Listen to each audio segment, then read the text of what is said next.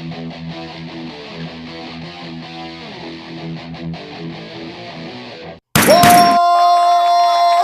up, nerds and nerdettes and wee little nerdlings all? It's your buddy Big Johnny G from Two Gun Pixie presents Legendary Gaming, and I'm back! I'm back again. Thank you very much for inviting me on your screens. That's the only reason why I'm here. Thank you. All right, so today, what I want to do is I want to show you a game that I've been talking about. I was just talking about it a couple of days ago. I've talked about it a few weeks ago. The 20-Sided Warriors have been talking about this. And now, it's about time I showed you what exactly we've been talking about. Fallen Land! Yeah! A post-apocalyptic board game from Fallen Dominion Studios. That is what I'm talking about. So we are going to be checking this game out. I'm going to be showing you how it's played. I'm going to be playing a solo. Already got things set up. There we go. We're going to be playing the solo version. Upside down, not good for you? All right, how's that? There's what's left of America, and I'm about to be adventuring through it. All right, let's find out what's going on. All right, so since this is a solo game, technically this is a playthrough of the expansion, A Journey into Darkness. The first expansion, it was part of the Kickstarter, and it allows a 1-player or a 6-player to join the normally 2 to 5-player game. So, since we're doing solo, welcome to A Journey into Darkness, the first expansion for Fallen Land, a post-apocalyptic board game by John Longren and Sean Cahill. So, I've got things set up here. Randomly roll the percentage dice, two of these 10 sides, and that got me the placement of the missions right there. Got the party out. Now let me explain something about the party. It is a 5-member party. I randomly drew 3. The other 2 I picked out on purpose. Mayhap you can guess why I chose 2 on purpose for this game that was developed for 13 years by John Longren and Sean Kay. Oh, whoa. Yeah, pretty cool. Very cool. Definitely has a Stan Lee feel to it, you know? You know what I mean? So you have a team of 5, actually a 6th one who's kept off to the side over here. In case anything happens, you can go back to town and you can collect that person. But this is my team, and this is my town, the Coalition of the Black Angel. I've played this one before. I like this group. I like this town, so I decided for a solo, let me just pick that instead of randomly rolling a 10-sided die and seeing who I got.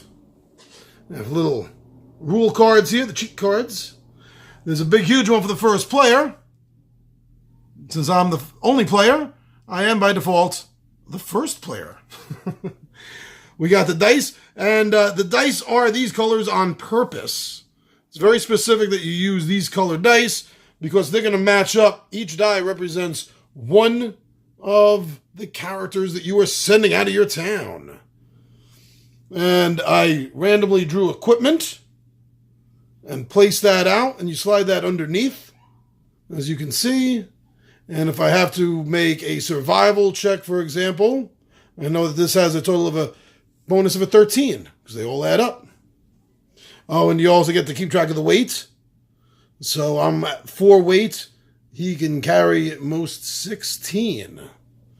So we have each of our characters. As I said from the beginning there, we have John Longren, the leader of a secret organization. Sean Cahill, a skilled tactician. Ivory Pace, the fiery flight nurse. Sheila Axler, the precocious runaway. And Bruce Stevens, our exile. He's a survivalist. Okay, so now the idea of this is that there has been a nuclear war, a biological war, both that have ravaged the world. And this is what's left of America.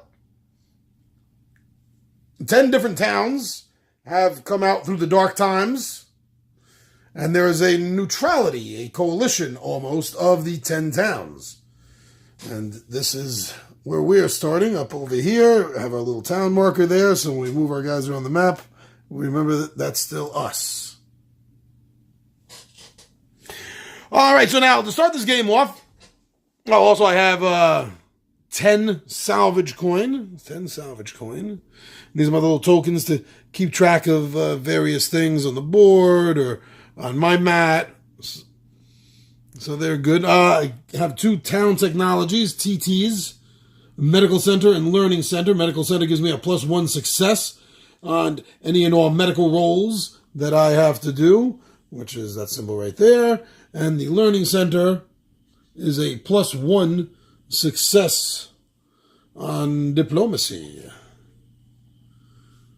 My town's perks, we get to start with the paramedic med kit from the spoil card. So I gave that to our helicopter medic.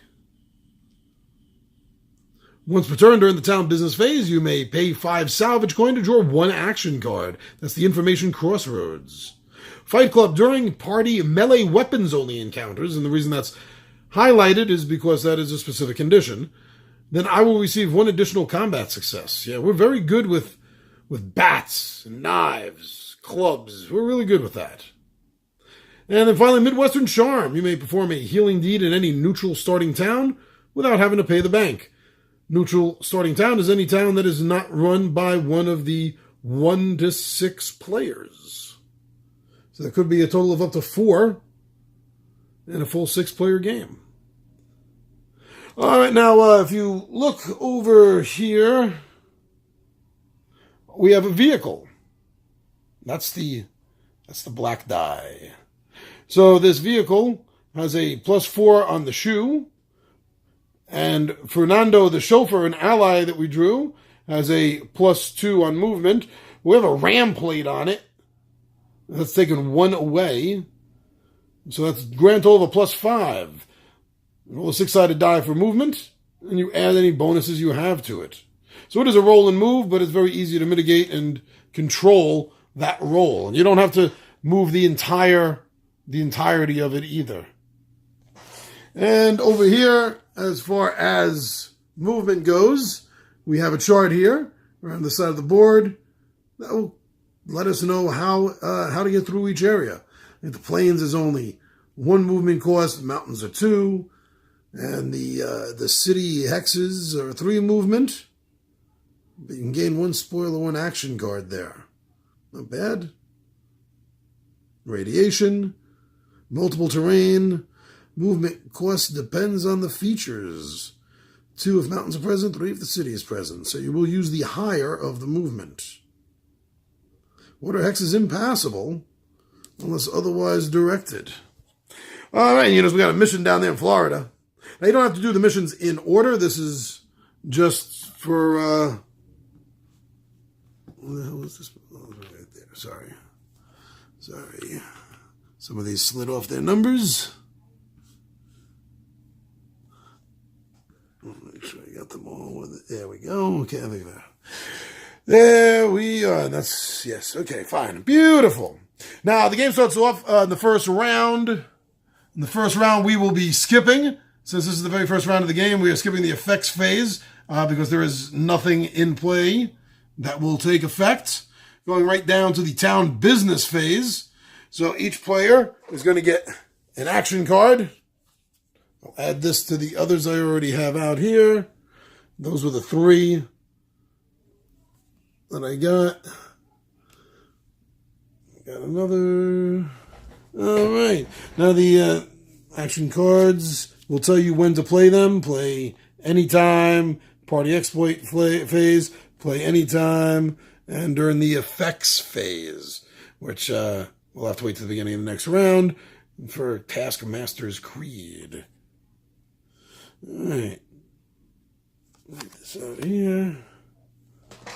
Normally these would be in your hand, but since I'm filming and it's a solo game, I figure I could just leave them out. All right. Okay, so there we go. So we've already done the dealings. So the resource production, all town health, receive all town health, and salvage coin produced.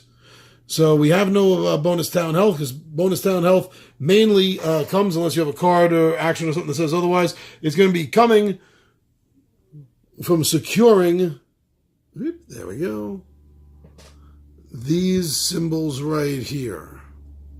These are where resources can be found. Right there.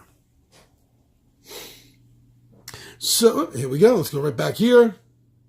So now the auction house. Now, since this is a single player game, what we're going to do is we're going to draw 3 spoil cards. The deck was so big I broke it up into 2. So I will take 1, I will take 2, I will take 3, and I'll have the chance to buy any of these. 9, 19, and 6. The only one that 6 or 9. So I can't buy this. So this is going to start a discard pile over here. The classic All-American. Woo! That was up in an auction house somewhere. Okay, so the 2 choices I have, because I'm not going to be able to afford both of them. Party equipment clothing. Equipped to all party characters or none. This card may be utilized with armor. Normally they don't, which is why it specifically states that. Cache of combat fatigues, which will give a 2-point bonus on combat and on survival, and doesn't add anything to the weight. Or for a melee weapon, after you successfully complete an encounter or mission card, roll a 1d6 on a 1-drawer spoils card. I'm going to put this in the discard.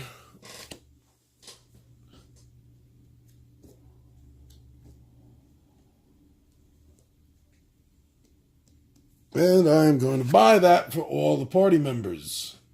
Woo! I'll put these back. Put that right over here. We got 3s, we got 5s, we got 1s. So everything's set up right over here. If I can focus it for you. There we go. Little chits and tokens that I'll be needing. Okay. So we got that through the auction house. Town event cards. So I'm going to be rolling one of the 10-sided dice right here. 5. We're going to come over here. We're going to take a look. And 4 to 7 means no effect. So nothing happens while we're doing our town business phase. Nothing in the town effects, which is good. Sometimes it's bad. All right. So now the financial period. We don't have any spoils or action cards that I want to put up on the block for selling, to get rid of. I don't have any money left to buy town technologies or to hire non-player character mercenaries, which I don't have any of anyway. So that means that we're going to move on to where the excitement starts to happen. Okay, as I said, there are no non-player character mercenaries running around. So it's time to get right to the party exploits. So this is the part of the game where you're going to be getting around, moving around the board, trying to get to missions, trying to take encounters down. And you see it says cost in a week. Cost. Could I say that more New Yorker? So it has a cost. It says cost 1 week, 1 week, 1 week, 2 weeks, 2 weeks, 3 weeks. Because you have 4 weeks worth of time for your party exploits. So coming around down here, seeing where we're starting off over here. See, there's a mission over here. Which could very well get us some good stuff. And it's an easy enough trip. Up here, too, we have another mission up here. It's a little further away. We have some over here. I don't want to venture out too far. We do have a total of a +6 on whatever we roll, so it's going to be a minimum of a 7.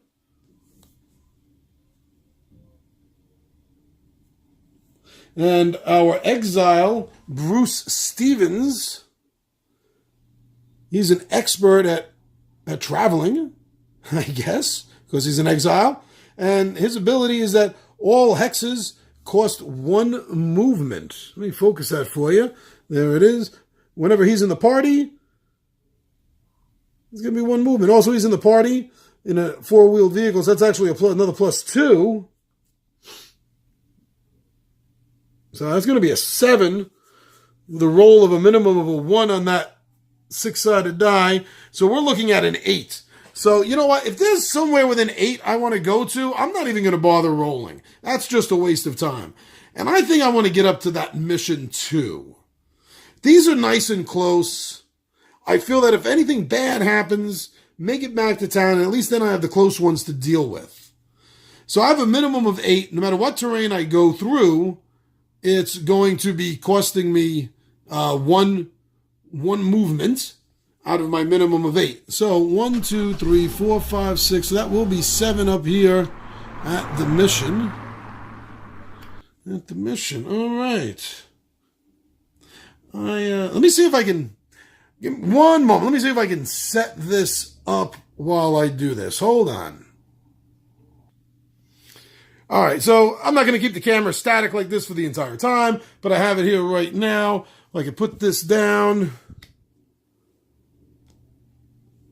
And it's called a reconnaissance expedition. There's no mission here, but an excellent opportunity has presented itself at a small fortitude settlement that you are visiting there. A friendly official and his entourage of bodyguards immediately approaches your group. With a genuine smile, he introduces himself. Greetings, friend. I'm Mr. Jones from PATCO, the Post-Apocalyptic Transport Company. Yes, I know you all have heard the great things about us. In fact, since your faction has worked with us before, I'd be more than happy to divulge my guild's current intel on this area for a very nominal fee. Pay them 4 salvage coins or discard its equivalent value in equipment spoil cards as payment. Then draw the next 3 mission cards and immediately choose one to attempt, discard the others. Or, if you cannot or will not pay, lose 1 prestige. Ooh, the first player then draws 2 cards from the mission deck and assigns you 1, discarding the other. Okay, well, I only have 1 salvage coin. So I would need another 3 worth of stuff. Is there anything I want to get rid of here? I mean, right now, everyone... You know what? You know what I'd be happy to do?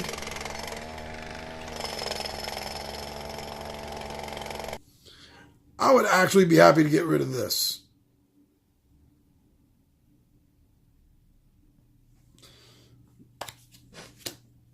So then that means that I get to draw the next 3 missions and pick one. Securing the Fort Knox vaults. Oh, great. Against the mutants. And the Great Dam. Oh. All right, so securing the Fort Knox vault. Wow, that's going to get me a lot of salvage coin. 10, if I pick that one. That one's not that easy. The faction scout roll into a camp after dusk. So I'm going to be fighting raiders. Strike their encampment at dawn and annihilate their forces. Against the mutants. If I take that, I'm going to have to immediately go to Area 20. Wow, and that's all the way up by like Massachusetts. It's like up in the Boston area. That's if I want to go that far. And the Great Dam.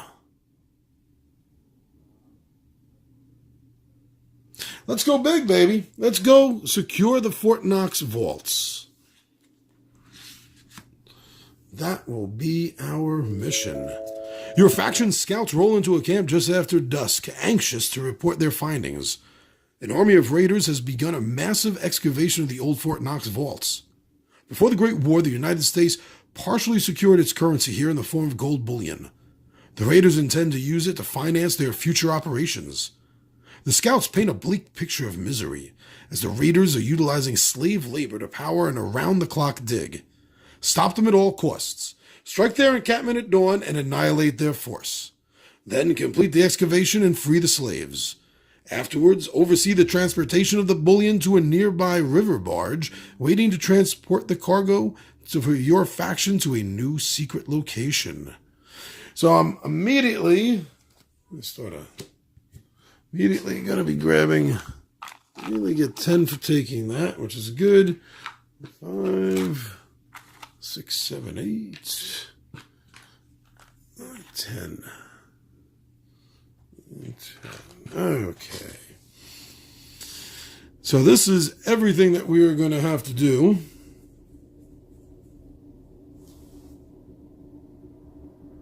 So we're going to need to make 4 on our survival, then 6 on our combat, and then 4 on diplomacy.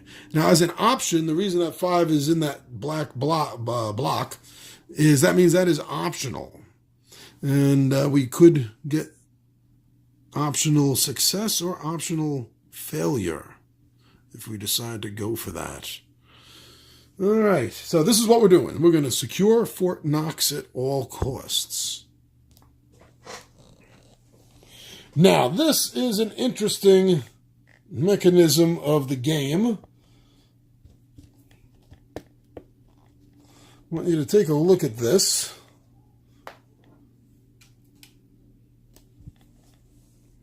All right. So the reason, as I was saying, it's very important that these colors are the colors that they are, because they're going to match these dice. So for John Longren, our team leader, red, he has a 3. This is for the survival roll.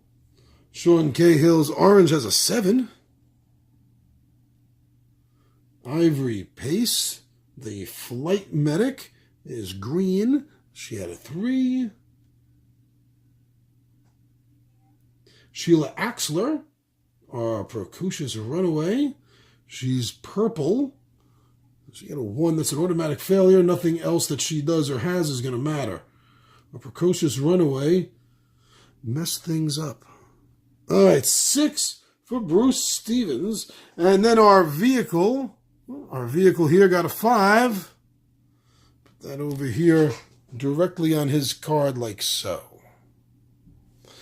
And that's the way the dice fit on those triangles there, which are known as character crowns.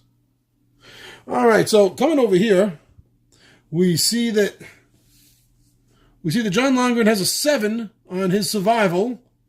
Now, everybody in the party has been equipped with this. That's another +2. So that's a 9. So he needs 9 or less. He rolled a 3. That's 1 success. We need 4 successes, so 3 more coming up. That is lopsided. There we go, guys and gals. So now Sean Cahill, the skilled tactician, he rolled a 7. He has the fatigues on, so it's going to be a +2 for 6, 4. So that'll be a grand total of a 12. 12 is 1 automatic success. And he did score less than 7 with the remainder, which is 2. 2 is the remainder from the 10. 2 is less than the 7. So that's a second. So that's 3 successes right there. All right. Ivory Pace rolled a 3. She has a 7. And the +2 on the camouflage is 9. It is not less than the 3. So she did not succeed. 1 is an automatic failure. Bruce Stevens, 8 plus the fatigues is 10. 15, that's 1 automatic success, which is the 4 successes we needed. And the 5 left over from the 10 is less than the 6. So we actually got 5 successes on that, which is enough to pass the first part of it. Now we're going to roll again. I didn't even need to get to the vehicle.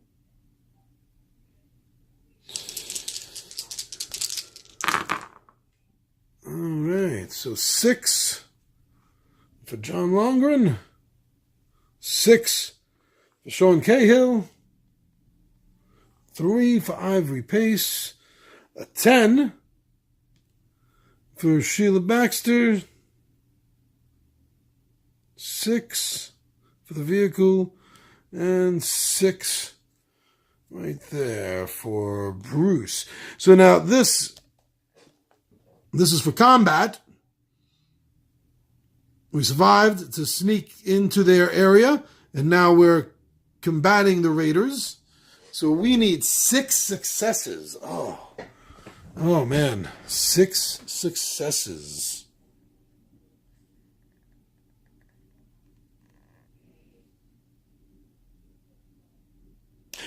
And you know what? I'm glad that we made that first pass because I had something wrong. The 10 is always the miss, not the 1. I made a mistake there in that last roll. We didn't need her success, but we would have had it. But this time she completely messes up. But we're going to play our action card that we can play anytime. Lady Luck is golden. Play anytime to change a single 10 die to a 1. And that 1 is an automatic success.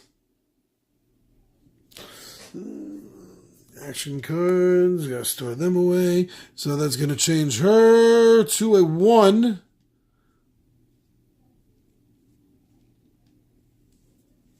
That changes her to a 1, nice.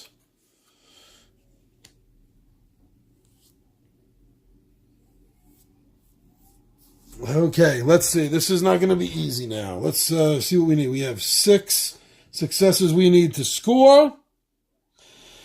So for John, the fatigues are also granting everyone a +2 on combat. So let's not forget that. So that's, he rolled a 6. So we're looking at 9 and 7 is 16, 17, 18 with the fatigues, which is 1 success, but 8, the leftover remainder from the 18 with the 10 success, 6, it is higher than, so that is not going to score a second. So that's 1 success. And Sean also with his roll of a 6. What's that glare? Okay, that's better, I think.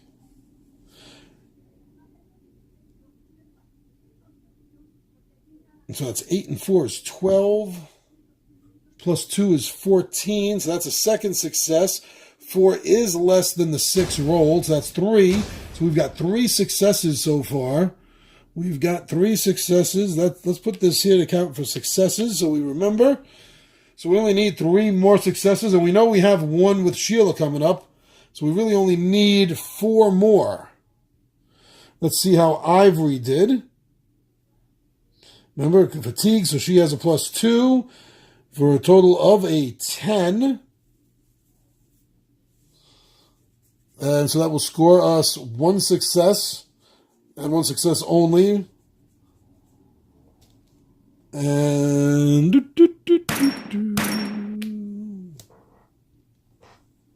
1 is an automatic success. Will she get another one? So she has a 4 and a 2, 6 with 2 from the fatigues. That's an 8. So it's just the 1 success. All right, what's Bruce going to be doing for us? He rolled a 1. He rolled a 6, I'm sorry. sorry. He rolled a 6. He has a +2 for the combat fatigues, don't forget. So that's 10, 13, that's 14. So that's 1 automatic success. 4 is less than 6. Boom, 2, 3, 4, 5, 6, 7. Didn't even get to the van. Fernando. 2 and 4 is 9, and 5 is 9. 2 is he has the fatigues on. 4, 5, 9. Nope, Fernando did not, but we did not need Fernando anyway. So we got that. The next part is now diplomacy. So we've snuck in on them, we've kicked some ass, and now it's time to basically let them know, be cool, or this is going to happen again. All right? So we only need 4 successes on diplomacy. Let's see what we're going to get here.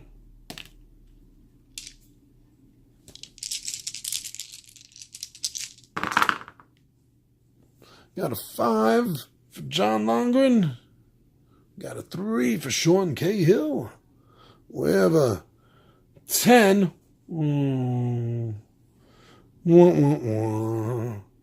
Got a 10 for Ivory. We got a 5 for Sheila. Got a 9 for Bruce. And for Fernando, and our espresso machine, also not good at all. Not good. As a D&D player, I love seeing 10s, but as a Fallen Land player, I hate seeing 10s. All right, so all we need is four victories on the diplomacy. So we don't have anything that gives us any bonuses on the diplomacy like we did with the combat fatigues in combat. So the John Longren character has 7, which is going to be a failure.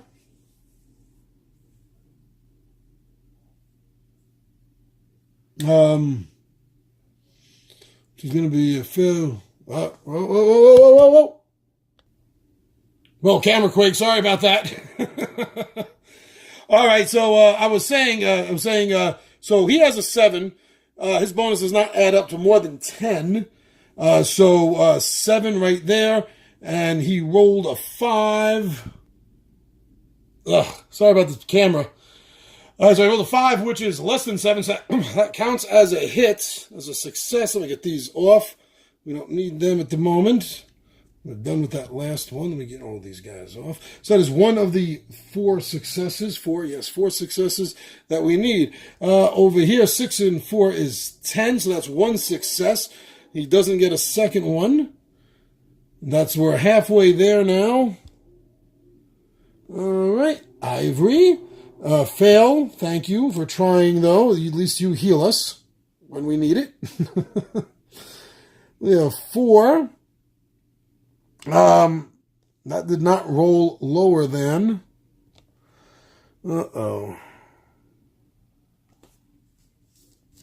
Play during party exploit phase. Skill, my boy. Play during any party exploit phase. A character of your choice gains 1 success on a skill. So we're going to say Sheila. Sheila got a success. And we only need 1 more. Yeah, and rolled a 9 from Bruce. And that is not less than his 4. This isn't looking good. We have an automatic failure here. Pardon me. So we failed.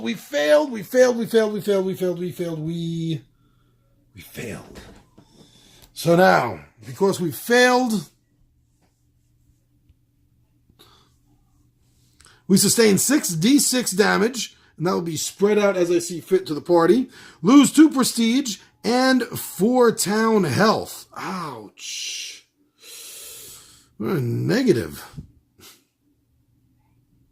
When your plan goes awry and a large rate of patrol mounts a counterattack, your party is forced to retreat. So close. Missed it by 1. There's no rerolls. I have nothing else to... All right. Came close. So 6d6. You know what? I have another 6 dice here. Put that down. No camera quake this time.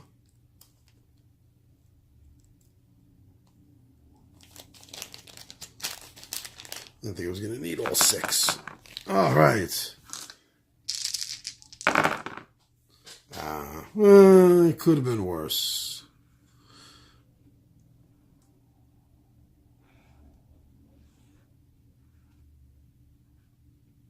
$12, $14, $15, $20. So I have 20 points that are going to have to be allocated to the characters. And you see they have focus. There we go. So you see they have health right there. So I'm going to have to divide 20 up. 8, 16. So you could each take 4, make it really even, right? think that's what I might have to do. They each take 4.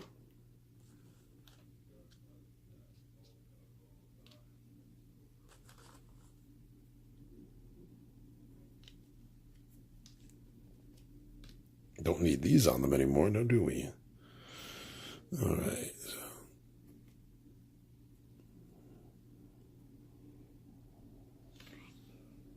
These are double-sided. That's kind of cool. So you don't have to worry about micromanaging, you know, how many you have. It doesn't matter which one you pull out. You just use the side you need. Very cool. Okay, well, we all survived it. Now, this game is going to be played until points are 1. Whoa, it slid everywhere. Sorry. Until points are 1. I'm also going to say that another end condition will be 2 party wipes. If the party gets wiped out, you can go back to town and draw some more character cards.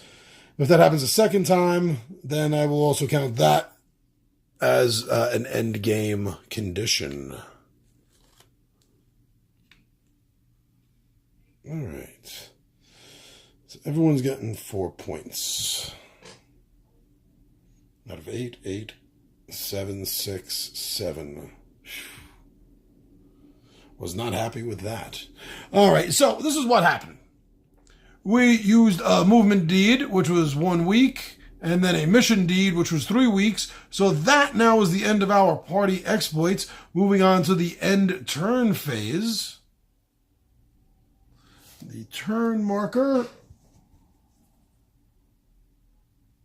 which is that thing right there. Move on to turn 2. Right down here.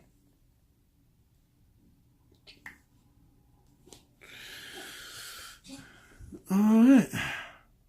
There is a solo player, so no need to pass the first player sheet.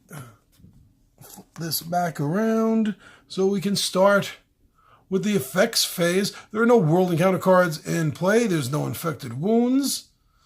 No one has reached 3 psychological damage. And the way this game handles psychological damage isn't quite normally in the way of elder beings that you usually see in Cthulhian type games. Although something can happen in this. I do believe I saw a certain card, but I won't talk about that. Giving away enough spoilers with this playthrough as it is.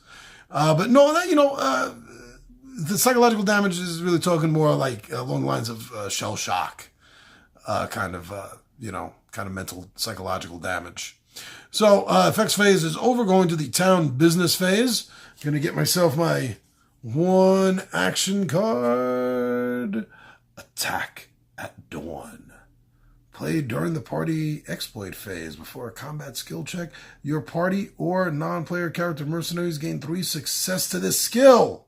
Or play during player versus player, which we don't have to worry about. Ooh, I wish I had this last time. Take those reavers out, damn it. All right, so got an action card. We have nothing from Town Technologies that we get. Wait a second. We did make 4. So what should have happened then? We made that. Hold on, let's go back. I am willing to retcon this since nothing else has really happened. We've done nothing. This changes nothing. I still get that 1 card drawn, regardless. But success, because we made the 4 then. Ha-ha! You decimate the raiders, complete the dig, and free the slaves. Unmooring the bars, you give the thumbs-up signal to the guards aboard. With a grumble, the engine sputters to life, and the ship steers away from the pier. And this could give us a chance to go for the optional, which is 5 successes. I won't have access to that attack at dawn, but then again, this is not combat, so it doesn't matter. Yeah, I'm not going to do that. I saw what happened when I took 6d6 damage. I don't want to use the optional, lose that, and take 5d6. So I'm good without the optional.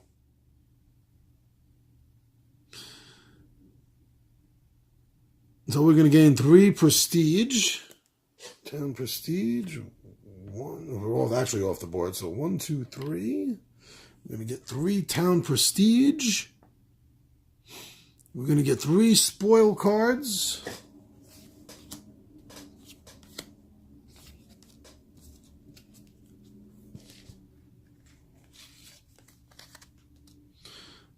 Badass socket set. 762 machine gun. And a case of excellent whiskey. All very cool. I will assign that to characters in a moment. In a hot moment. So we're also going to get 3 town health. So that is going to be tracked over here. 30, 1, 2, 3 town health. That has to get up to 80. So go all the way over here.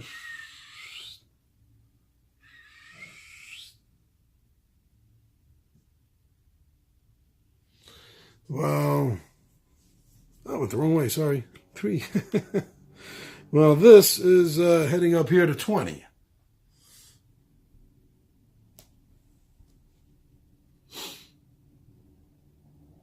All right, that's it we got. That wasn't bad. That wasn't bad.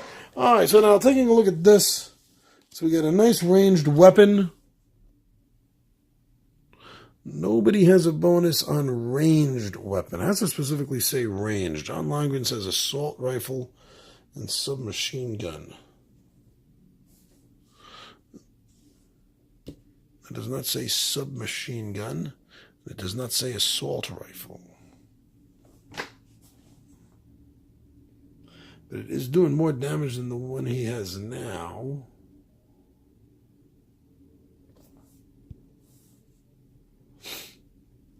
Could change that out. See? Change that out and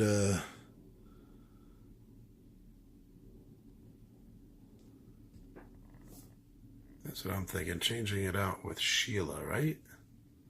Get rid of her bat.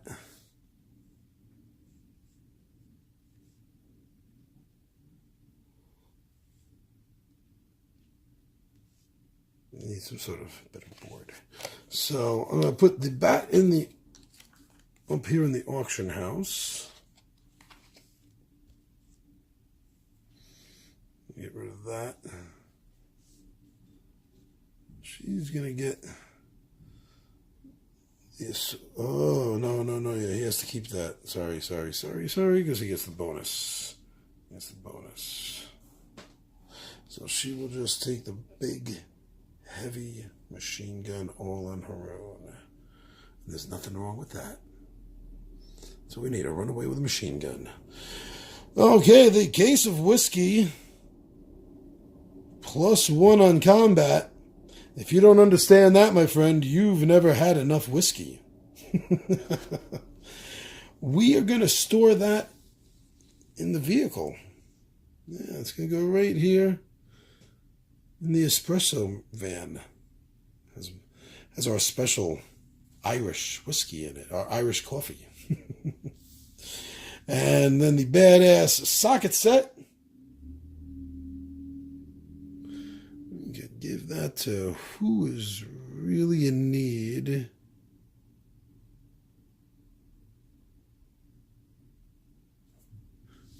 Give the socket set to our exile. All right.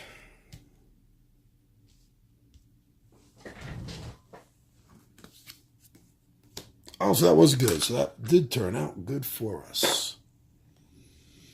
But getting back then, so if we did do that, thank you for allowing for the retcon, so to speak, since not much had really been done.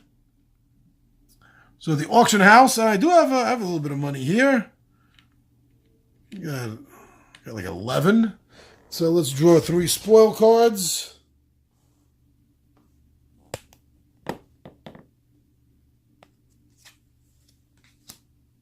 Unlimited stash of duct tape. Oh. A nifty chemistry set. And Larry's Guide to Civil War Surgery. Oh, that does not fill me with hope. Last thing I'd want to hear from my surgeon is he just read that book. Discard after you have failed a medical skill check to succeed at it. Ooh, that's pretty good. And that's worth 7. I got the money for any of these. I could probably get 2 of them if I needed to. Nifty chemistry set or unlimited stash of duct tape.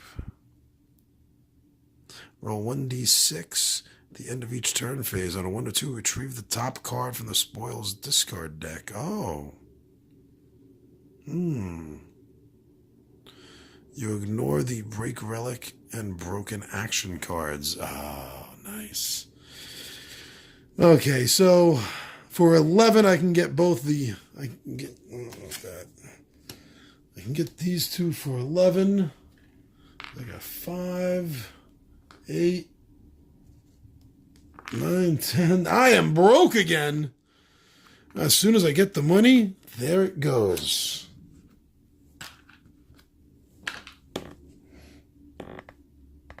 There we go.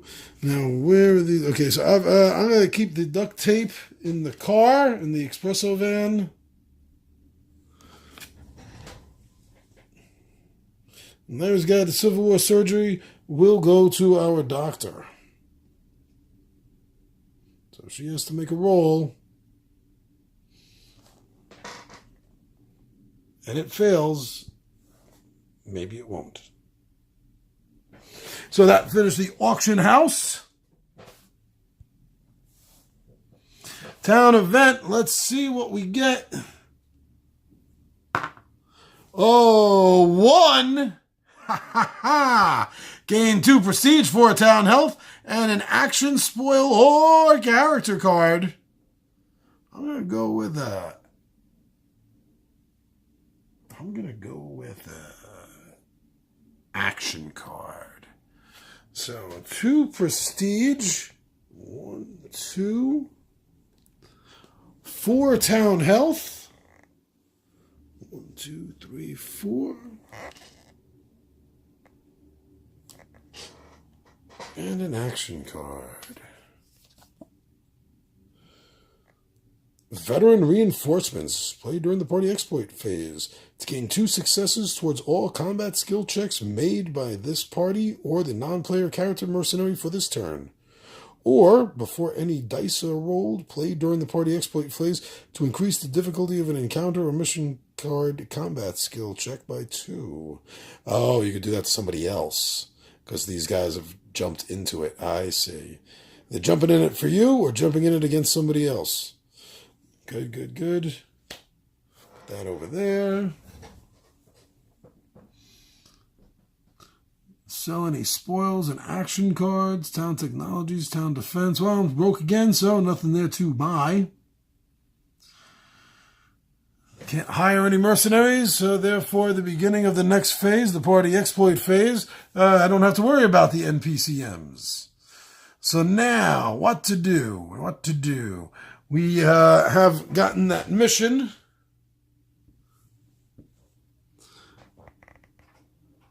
And we still have some pretty good movement here. 4, 6, 7, 8. We have an 8 now that we got rid of that plate, actually. So we have a minimum of 9. So I can get anywhere 9. I don't even have to bother rolling the die there. Okay.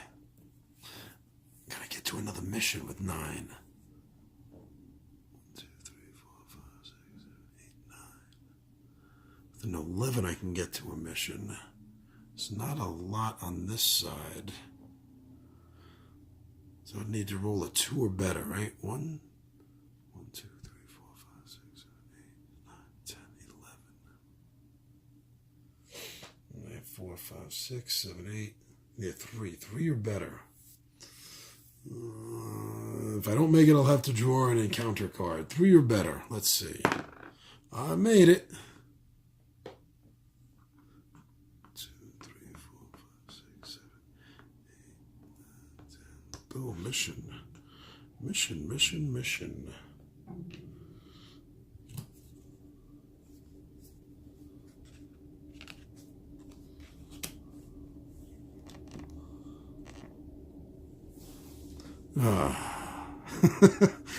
Sigma 9 Bunker Complex. Place your party on the nearest mountain hex. This is going to be over here. Like this. There's a mountain hex would be 54. You've been sent to this area by your faction to track down a large band of Reavers. They've been terrorizing local allied communities here. Unfortunately, rainy weather and floods have forced you to seek higher ground, hole up, and make some long overdue repairs. Climbing up a steep gully, you follow a gravel road to a large cave. That evening, as you roll out of your sleeping bags, one of your companions discovers a heavy steel plate near the back. Hidden beneath it are dusty stairs leading down to a large room with a working freight elevator. You speculate this may be one of the many post-9/11 bunkers constructed to house important government officials. Maybe its secret can help unlock the mysteries of the past. You enter the elevator and punch the only button on the panel. The doors close. All right, so I'm automatically getting 5 for this mission. I am not so broke anymore. We're going to need to make a first roll of 3 successes for a mechanical check, 5 for technology. If we're feeling up to it, we could try 4 for technology. Yeah, I'm excited about doing this. So Sigma 9 Bunker, I thought it was going to be like mercenaries that were going to come out and like and we'd be down. All right, this is going to be pretty good. 3 prestige. Get a lot of salvage coin if we do the optional skill check. All right, so 3. We're going to need all our dice, our red, our orange, our green, our blue, our yellow, and our black. Got a 5 for John Longren. We have a 6 for Sean Cahill. We have a 10.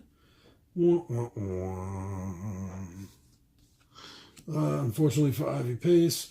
Sheila Baxter's got us a 5. Bruce Stevens got us a 4. And our chauffeur, Fernando, got a 6. So we're looking for 3 successes for a mechanical. 3 successes. John Lundgren has a 5. There's no bonuses like we did have for the fatigues. So 5 is the number to beat. Ties go to the player. I believe I remember. And I'm going to house that right now so as to not take time to look that up. So that would be a success. Sean Cahill's 7. He's got himself a 7. The 6 is less than that. So that's, oops, sorry camera. So that's a success. That is an automatic failure. Sheila. All right, Sheila, you have an 8, 9, 10, 11. So that's 1 automatic success. But no secondary success. So that's 3 successes right now, which was all we needed, right? Oh, where's the card? There we go. Yep, 3 successes. So I'm going to make another roll. We're going to try to get 5 on our technology.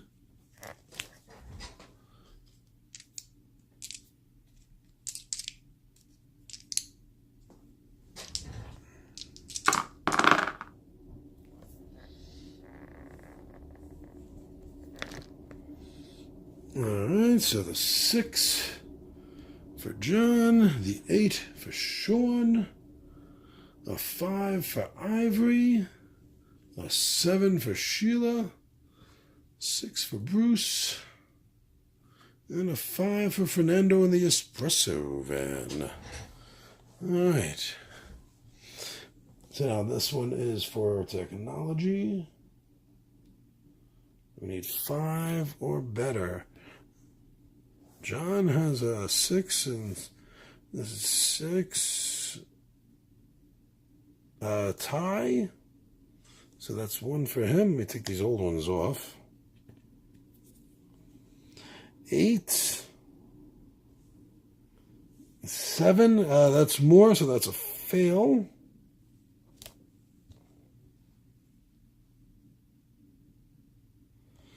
And we have a 6 with no other bonuses against the 5. So that's a fail. Uh-oh. Uh-oh. We have 8, 10, so that's one automatic success.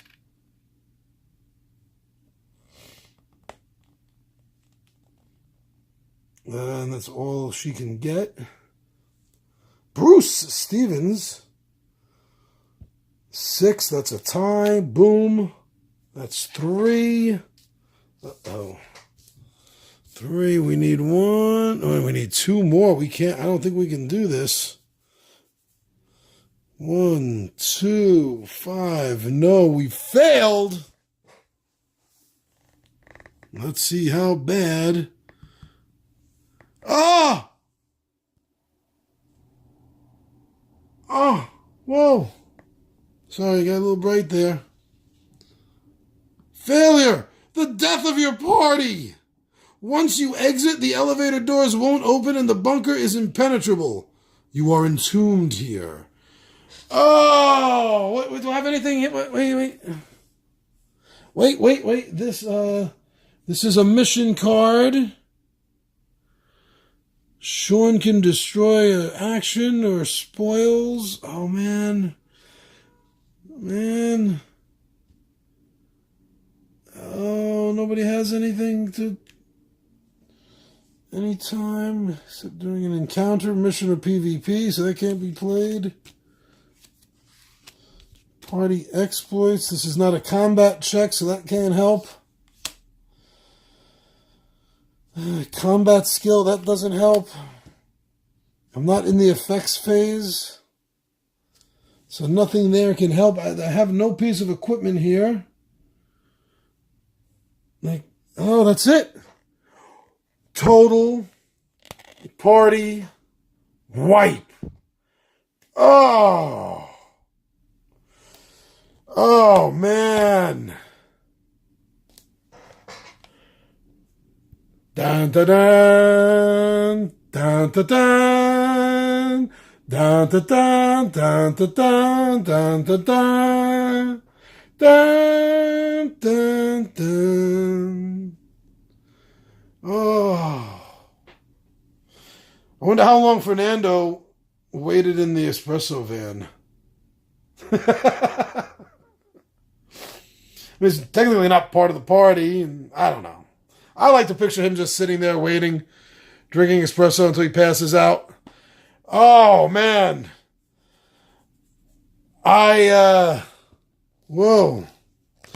Okay, so at this point, with the total party kill, you have to come over here and back to your hometown where another party is going to be drawn. You have one in reserve here, which is why you're dealt 6. Oh, look at, oh, he was a master, but I didn't use him. Because I already had a driver when I got Fernando, you know? That's why. Wouldn't have made a difference. Actually, it might have. Damn! But who were you taking the place of? Yeah, so it really wouldn't have. It really wouldn't have, because 6, 8, 6, 7, 6. Wherever he was, it really wouldn't have made a difference. But, wow. You know, the game says an hour per player. I did total party wipe. Could continue the game at this point, but I started late. I'm going to take, I'm going to call it right now. But you know what? I'm going to have a grudge match against this. Oh, hell yes. Hell yes. I'm going to be doing a grudge match against this game. You know, it's just, I got started later than I wanted to today. That's on me. So, and when I said 2 party kills, I didn't I didn't think the first one was going to be this quick. I thought that, the points would be at least be a little bit higher, a little bit closer to some sort of winning goal, and therefore it wouldn't have been that big of a deal to just do one regen. But man, I still feel it's been an hour into the game, and I still feel like it's just the beginning, the tip of the game on this. But I'm going to accept that. I'm a big enough man. I'm going to accept that total party kill right now. I'm going to leave it as it is. I'm not going to go back and get anyone else. I'm going to take a grudge match against this game. This was technically 2 turns. 2 turns. I've never died this quickly in any of the other games I've played. This is the first time playing the solo match. That might have had something to do with it. Who knows? Just the way the cards came out. But man. Grudge match. Maybe next week? What do you say? Gonna grudge the heck out of this game. Boom! Fallen Land, Journey into a Darkness expansion. Fallen Dominion Studios.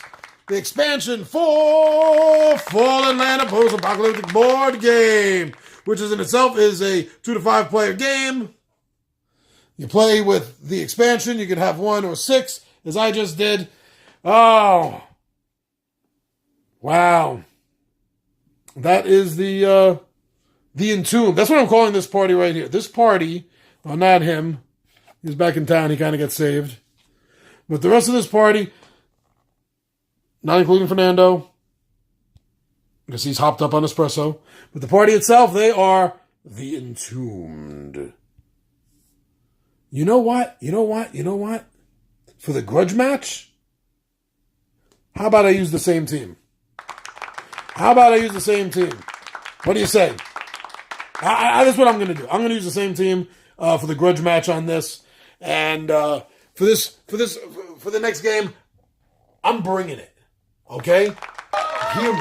Read my lips. I'm bringing it. I am not going to sit here and let this game kick my butt. No. All